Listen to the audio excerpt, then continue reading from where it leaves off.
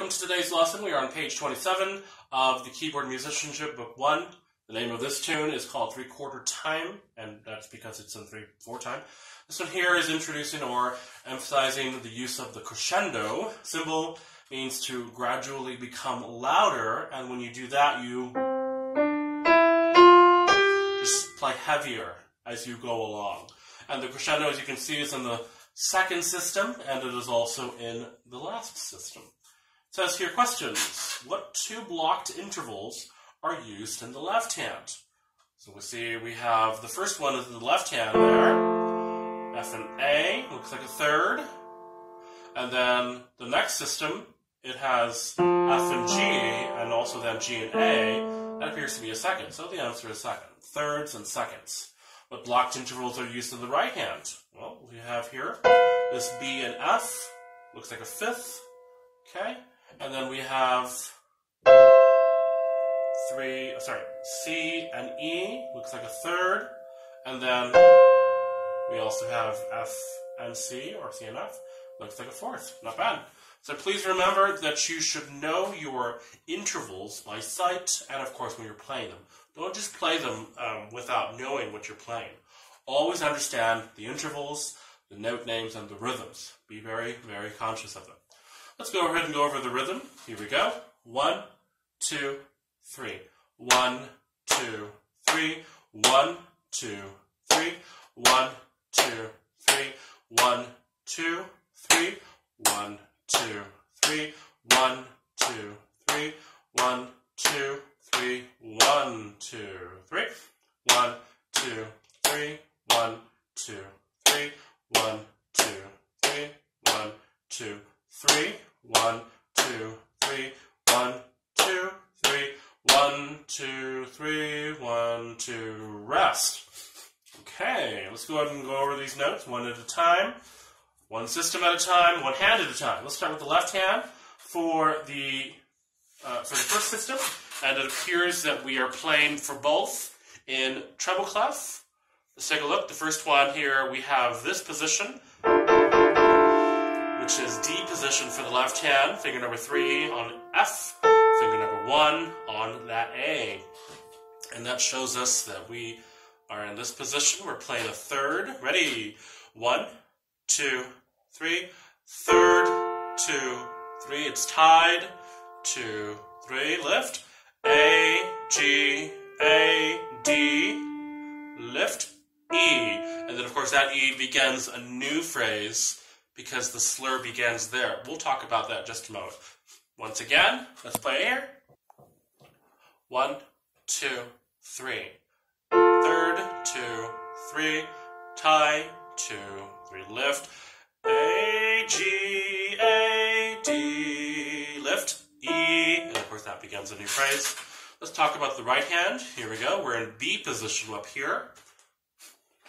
Ready? 1, 2, 3. F, E, F, D, C. Lift. Fifth, 2, 3. Tie, 2, rest. Okay, once again. F, E, F, D, C. Lift. B, or we have a fifth. 3. Tie, 2, rest. Once you are comfortable with one hand at a time, go ahead now and put both hands together.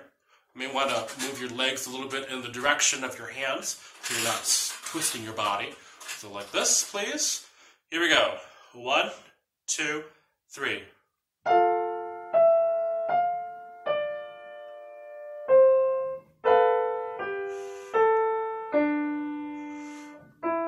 And as you can see, the melody jumps from the right hand for 2 measures, and then it goes on to the left hand for 2 measures. So be always aware of where the melody is going and make that hand or that part a little bit louder than your accompaniment.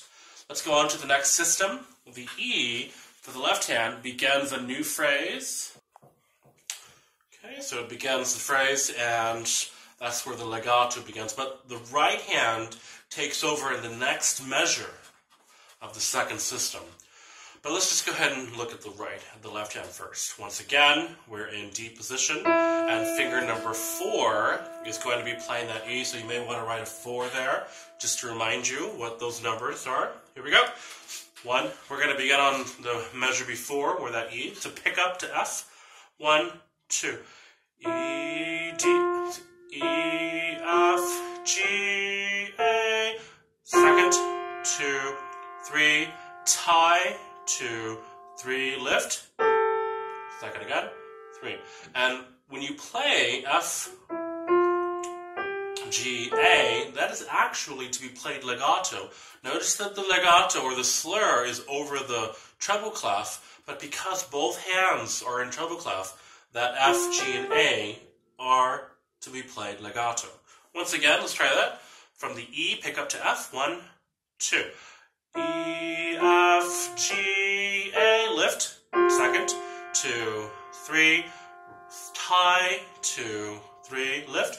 Second again, 2, 3. And then, of course, when the right hand begins, it begins on the second measure of that second system. Let's go ahead and begin there. 1, 2, 3. B, C, D, E, D, F. Third, 2, 3. That's to be played with 2 and 4. If you need to write those fingerings in, go ahead and do so. Once you feel comfortable, let's go ahead and put both of the hands together. We're going to start once again on E at the previous measure. 1, 2. E, F, G, A. Now here is very, very careful. You have to legato. So you don't want to lift here and cause a little space between this A and B to happen, so it's going to kind of sound like you're legatoing for this second here, but it's actually not. It's going to be a legato from A to B. Let's try that again.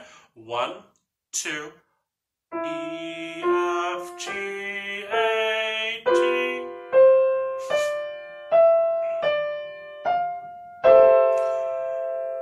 And you may have noticed also that the crescendo happens there. Let's try it one more time. Listening more to the crescendo.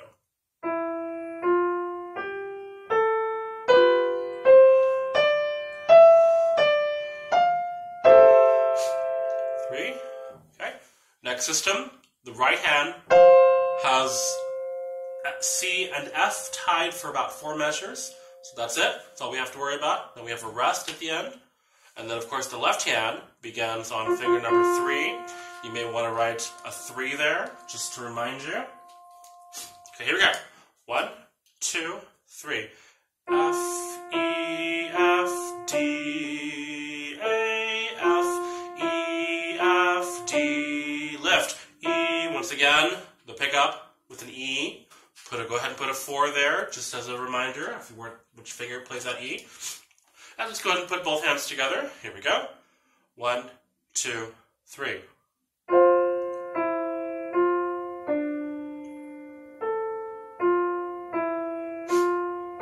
Pretty simple with the right hand. And the next measure, or the next system, F, E, rest, second, 2, 3, and then second again. 2, 3, tie, 2, rest on 3. Please remember to only play as many beats as is required. If there is a rest, lift, so we can hear that rest. Rests are just as nice as the notes. With the right hand, we actually begin on beat number 3, playing that C there with finger number 2. Go ahead and write a 2 there. Here we go. 1, 2, C, B, F, D, third, 2, 3, tie, 2, rest. 2 and 4, you may want to write those in. Let's put both hands together, and we're going to go ahead and start with the pickup to F from the previous measure. 1, 2. E, F, A, B. And once again. E, F, A, C, B, F, D, third, 2, 3, 1, 2, rest. Now with both hands together. When you're comfortable, put them both together. Go in one measure at a time. Don't rush through it. Always practice slowly enough to stay in control of your tempo, playing the right rhythms, and of course using the right fingering. And then, of course, you're going to go ahead and use the correct articulations. And now that we have it, a crescendo. Here we go. 1, 2, 3.